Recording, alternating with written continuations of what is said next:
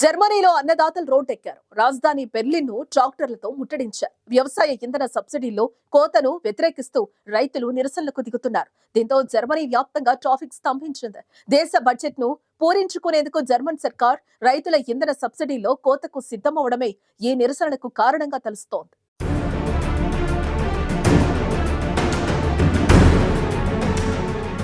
జర్మనీలో రైతులు, ట్రక్కు డ్రైవర్లు, వ్యవసాయ కూలీలు వేలాదిగా వీధుల్లోకి వచ్చారు. రాజధాని బెర్లిన్ను ట్రాక్టర్లతో ముట్టడించారు. డీజిల్ సబ్సిడీలో కోత విధించాలన్న ప్రభుత్వ యోచనను నిరసిస్తూ సెంట్రల్ బెర్లిన్లో బ్రాండెన్బర్గ్ గేట్ దగ్గర భారీ ప్రదర్శన నిర్వహించారు.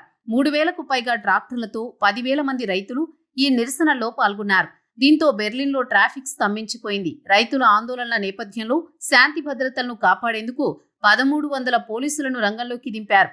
వ్యవసాయానికి ఉపయోగించే డీజిల్ పై సబ్సిడీతో పాటు ట్రాక్టర్లపై పన్ను మినహాయింపులను రద్దు చేయాలనేది ప్రభుత్వ యోచన. ఇది రైతుల ఆగ్రహానికి కారణమైంది. దీనివల్ల ఒక్కొక్కరిపై 2.5 లక్షలకు పైగా భారం పడుతుందని రైతులు ఆరోపిస్తున్నారు.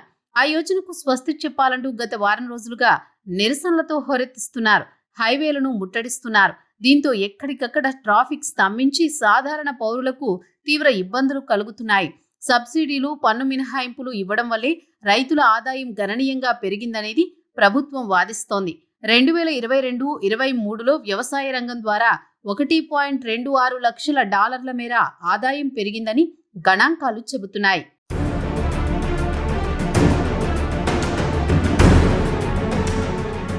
అంతకుముందు ఏడాదితో పోలిస్తే ఇది దాదాపు 45% అధికం. రైతుల ఆందోళనల నేపథ్యంలో ప్రభుత్వం తన ఆలోచనల నుంచి కాస్త వెనక్కి తగ్గింది.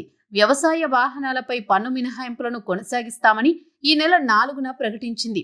అయితే తమపై భారాలు మోపే అన్ని ఆలోచనలు, నిర్ణయాలను ప్రభుత్వం సంపూర్ణంగా ఉపసంహరించుకోవాలని రైతులు డిమాండ్ చేస్తున్నారు. వాస్తవానికి కొన్నేళ్లుగా పశ్చిమ యూరప్ రైతులు ఆగ్రహంతో ఊగిపోతున్నారు. పర్యావరణ పరిరక్షణ పేరు చెప్పి తమపై ఎనలేని భారాలను మోపుతున్నారంటూ పాలకులపై దుమ్మెత్తి పోస్తున్నారు. నైట్రోజన్ వాయువుల విడుదలపై 2019లో నెదర్లాండ్స్ కోర్టు ఇచ్చిన రూలింగ్ అక్కడి రైతుల ఆగ్రహావేశాలకు కారణమైంది. వ్యవసాయ రంగం వల్లే నైట్రోజన్ కాలుష్యం పెరుగుతోందన్న కారణంగా వ్యవసాయానికి ముక్కుతాడు వేసే ప్రయత్నం చేసింది. దాంతో రైతులు నిరసన గళమెత్తారు. అదే తరహాలో నిరుడు బెల్జియం, ఐర్లాండ్, స్పెయిన్, ఫ్రాన్స్ దేశాల్లో రైతుల ఆందోళనలు మిన్నంటాయి. తాజాగా రైతుల సెగ జర్మనీని తాకింది. రైతులు లేకుండా బీరు లేదు అని రాసి ఉన్న నిరసన బ్యానర్లను మోసుకువెళ్లే ట్రాక్టర్లు, ట్రక్కుల కాన్వాయ్లు తెల్లవారుజామున కంటే తక్కువ ఉష్ణోగ్రతలలో రోడ్లపై గుమిగూడారు. రోడ్లు, హైవే స్లిప్ రోడ్లు దేశవ్యాప్తంగా అనేక ప్రదేశాల్లో బ్లాక్ చేశారు.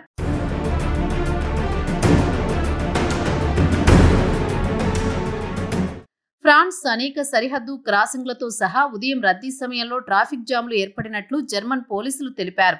బెర్లిన్లోని ప్రభుత్వ క్వార్టర్ నడిబొడ్డున ఉన్న బ్రాండెన్బర్గ్ గేట్ ల్యాండ్ మార్క్ వద్ద రైతులు గుమిగూడడం ప్రారంభించారు. రైతుల ప్రకారం 2 పన్ను మినహాయింపులను ముగించాలనే ప్రభుత్వ ప్రణాళిక వారిని వ్యాపారం నుండి దూరం చేస్తుంది. నవంబర్లో కోర్టు తీర్పు దాని మునుపటి వ్యవసాయ ప్రణాళికను చింపివేయడంతో జర్మన్ ప్రభుత్వం తన 2024 బడ్జెట్లో బిలియన్ల పొదుపులను కనిపెట్టాల్సి వచ్చింది. ఈ కోతల భారం తమపై అన్యాయంగా మోపిందని రైతులు వాపోతున్నారు. వారం పాటు ప్రధాన ట్రాఫిక్ లాజిస్టిక్స్ మార్గాలను బ్లాక్ చేస్తామని వారు ప్రతిజ్ఞ చేశారు. గత వారం రైతుల నిరసన చెలరేగిన తర్వాత జర్మన్ ఛాన్సలర్ ఓలాఫ్ స్కోల్జ్ నేతృత్వంలోని సంకీర్ణ ప్రభుత్వం బడ్జెట్లో ఊహించని మార్పులు చేసింది. వ్యవసాయానికి సబ్సిడీలను తగ్గించే ప్రణాళికలను సవరించడం కూడా చేపట్టింది.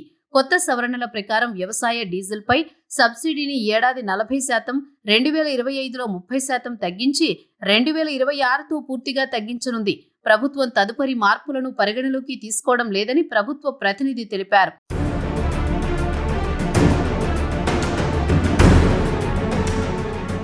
అంతేగాక ప్రభుత్వం నిర్ణయించుకోవాలని, మార్గనిర్దేశం చేయాలని అంటూనే అది ఎల్లప్పుడూ అందరికీ సంతృప్తికరంగా ఉండకపోవచ్చన్న ప్రతినిధి వ్యాఖ్యలు కాకరేపుతున్నాయి. ఇదిలా ఉంటే ప్రభుత్వం ఇప్పటికే ఇచ్చిన రాయితీలతో వారు సంతృప్తి చెందడం లేదు. ప్రతిపాదిత పన్ను పెరుగుదలను వెనక్కి తీసుకోండి, అప్పుడు మేము వెనక్కి తీసుకుంటాము అని జర్మన్ రైతుల సంఘం చైర్మన్ జోచిమ్ రుక్విడ్ అన్నారు. మేము జర్మనీలో ముఖ్యమైన భాగం, దయచేసి దానిని మర్చిపోవద్దని ఆయన సూచించారు. ఆర్థిక మంత్రి క్రిస్టియన్ లిండ్నర్ ప్రభుత్వ సవరించిన ప్రణాళికను సమర్థిస్తున్నప్పుడు గెట్ లాస్ట్ అనే నినాదాలు, ఈలల నినాదాలతో స్వాగతం పలికారు. దీంతో ఆయన సైతం అసలు ప్రతిపాదన చాలా ఎక్కువని, ఇది చాలా వేగంగా ఉందని అంగీకరించారు. అంతేగాక నిరసనలు చట్టబద్ధమైనవి, శాంతియుతమైనవి అని చెప్పారు. అయితే జర్మనీ ఆర్థిక వ్యవస్థను క్రమబద్ధీకరించడానికి న్యాయమైన సహకారం మాత్రమేనని ఆయన వ్యాఖ్యానించారు. 2024 బడ్జెట్లో పెద్ద రంధ్రాన్ని పూరించాల్సిన అవసరం ఉందని, కారణంగా జర్మనీ ప్రభుత్వం పన్ను మినహాయింపులను తగ్గించే ప్రణాళిక రచించింది.